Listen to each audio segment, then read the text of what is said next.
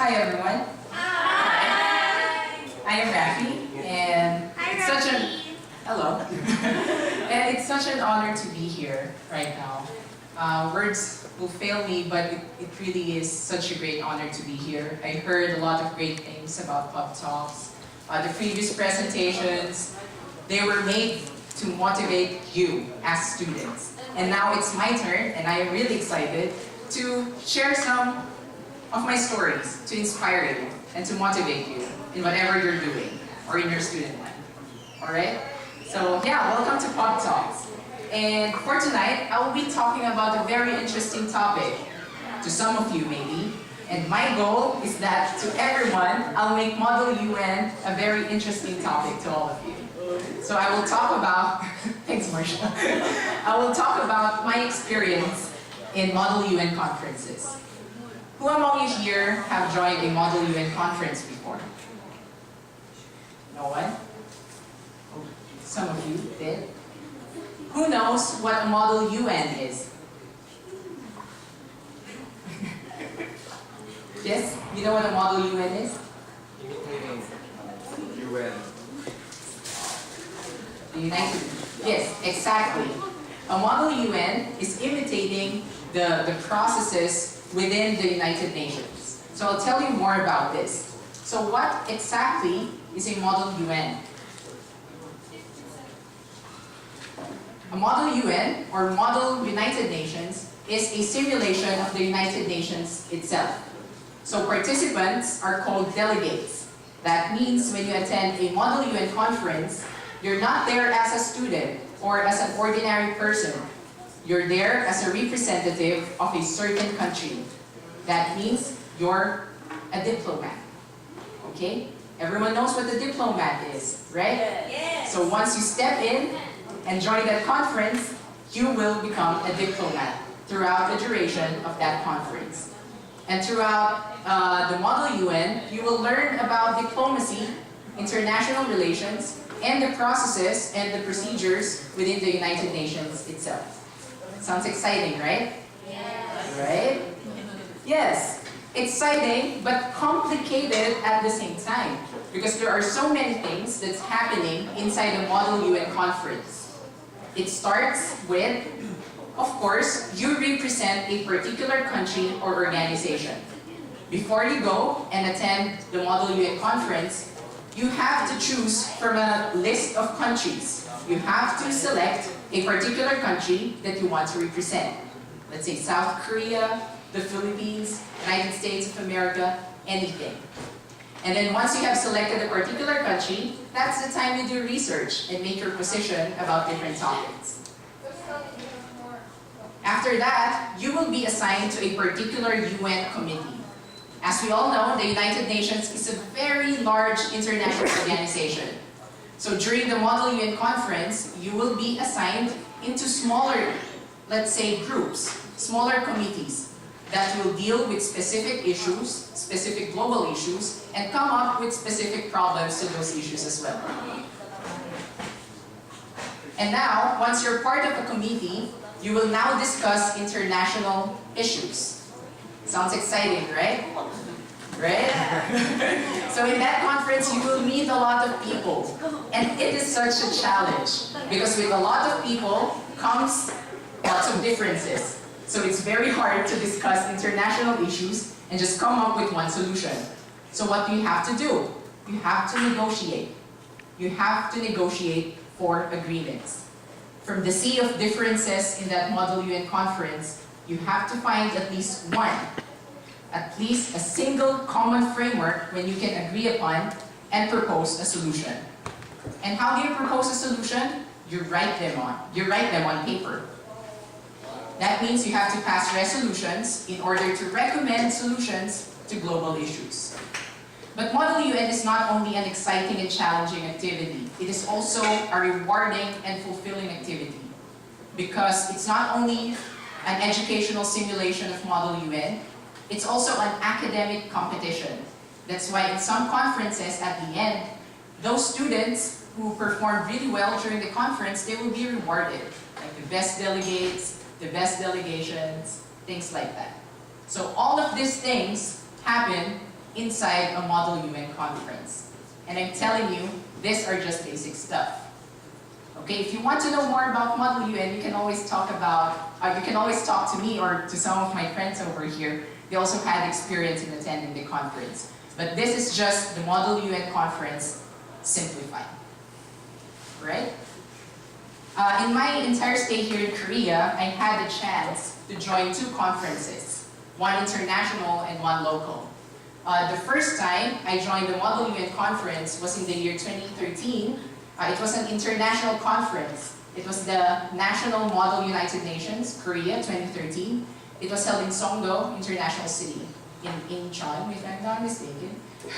So it was a 4-day conference, and during that time, our team from the Catholic University of Korea represented the delegation of Ireland. So we went to the conference as Irish diplomats, without the accent though. And I joined the committee United Nations Framework Convention for Climate Change Conference of Parties, in short UNF, and a lot of C's. Okay? And it was such a very fulfilling experience. It was really fun. But the problem was, for the CUK delegation, this was our very first time, also my personal case, my first time to join a Model UN conference. So I really didn't know what will happen. It was such a challenge, but good thing we came up with a very good team. We did research together. We had a fantastic faculty advisor. So yeah, everything went well. During the conference in that committee, I had the chance to work with a partner. She's Korean, and probably she's killing me right now for showing you this picture. So we worked together from the research stage until the conference stage, until the after-conference stage. And it was such a fun experience. I love working with her. So yeah, what happened there was, after research, what we did there was to negotiate for agreements in order to solve international issues that particular community is dealing with. So there, I hope you can see the pictures. But yeah, we had to talk to lots of people. We have to come into groups, discuss ideas, exchange ideas, and make compromises. And it's really tough, because sometimes you have language barriers. Sometimes you just can't meet an agreement, because you have varying differences, you have varying ideas, and it's really difficult. But at the end of the conference, we were able to come up with a resolution, and it was okay. And another highlight of this conference was that in any Model UN conference, if you're a delegate, you will be doing this. You have to speak in front of many people. It's not only coming into groups and talk about ideas. You have to get in front, talk about your idea, and convince everyone that your idea is better than the others. And it was such a difficult idea. But luckily for our delegation, we were able to do that. We were able to speak in front and express our ideas in front of many people. Was a good thing. And sometimes long arms can come in handy too. You know why? Because if you want to speak in front, the chair who is in front will just choose randomly those people raising their hands. But if you have a very long arm, then he can already see your placard, right? So he can choose you. And this is the whole delegation who attended the NMUD Korea 2013. That's our faculty advisor, Professor Tony, over there. And of course, that's me. Yumi and Saba were also there. Yeah, and it was a fun experience, right? Really enjoyed it. And we learned a lot. So that was the very first time I joined a Model UN conference. The second time is also here in Korea, because I live here in Korea. The second one was a domestic conference, just a local conference here in South Korea. It is called the MUN Seoul Summit 2014. It was held in COEX in Gangnam and was sponsored by Yonsei University. But it's a very big Model UN conference, I guess, because there were lots of people there. And this is also a very special experience for me. You know why? Because for the first time, I got the country that I really wanted. I got the United Kingdom. So during that time, I represented the country of the United Kingdom in a very special committee as well, the Security Council. And it's one of my dreams as well. So it is really, really special. Here's the whole delegation. So I'm the only foreigner, but it's fun. And then all of them Korean, some of them General Assembly, in other committees as well. So here's the Security Council. So again, just discussions, debates. But it's more intense because in the Security Council, only 15 members are there. And almost always a closed meeting. No one can go in, no one can get out, especially when it's voting time. Lots of discussion going around, and it was fun. I learned a lot because it's such a challenge. And here's the whole Security Council as well. All Koreans, I guess. Yeah, so those are my experiences in Model UN conferences. As you may have noticed, I only experienced Model UN conferences twice, but I'm telling you, it's already a start. It's a start.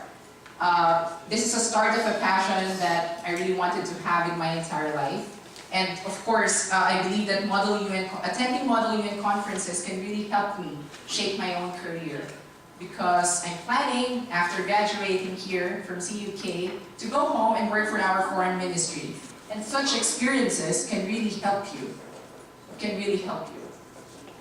So did I learn something? Of course I did. I learned something. It opened new doors for me and opened lots of endless possibilities. I learned a lot, lots of lessons. One of them is research, right? Before going to Model UN conference, you have to do lots of research.